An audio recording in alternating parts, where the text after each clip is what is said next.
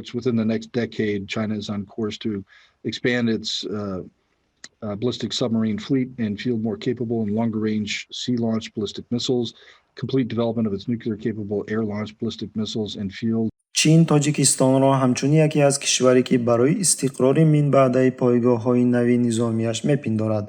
در این باره گزارش سالانه وزارت دفاع ایالات متحده آمریکا به اعضای کنگره ذکر گردیده است. چنین به نظر می‌رسد که چین کشورهای میانمار، تایلند، سنگاپور، اندونزیا، پاکستان، شریلانکا، امارات متحده عرب، کنیا، جزیره‌های سیشل، تانزانیا، انگولا و تاجیکستان را همچون مکان تأسیسات نظامی لوجستیکی خود می‌آموزد. گفته شده است در نسخه حجت مخفی نبوده.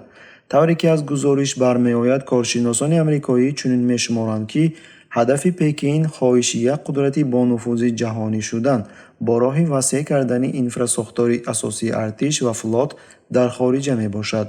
در گزارش اینچنین گفته می شود که پکین نقشه دارد در 10 سال آینده ذخیره کلاهک‌های هسته‌ای را 2 برابر افزایش دهد. Not just reluctant, but refused to really show any interest in signing on to a follow-on agreement to the treaty between Russia and the United States before tensions deteriorated.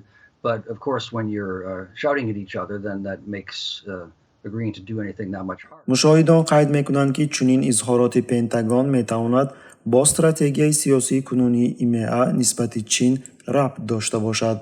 اما احتمالیت استقراری پایگاه‌های نظامی چین در تاجیکستان با در نظر داشت توجه چین به منطقه تا به حال از طرح‌های اقتصادی که چین آنها را دفاع خواهد کرد و آمادگی حاکمان آسیای مرکزی به کار برای نگاه داشتن قدرت و پر کردن حساب‌های شخصی آفشوریشان هنوز هم بلند است. اینچنین فراموش نباید کرد که شماره معینی نظامیان چین الکی در کشور حضور دارند.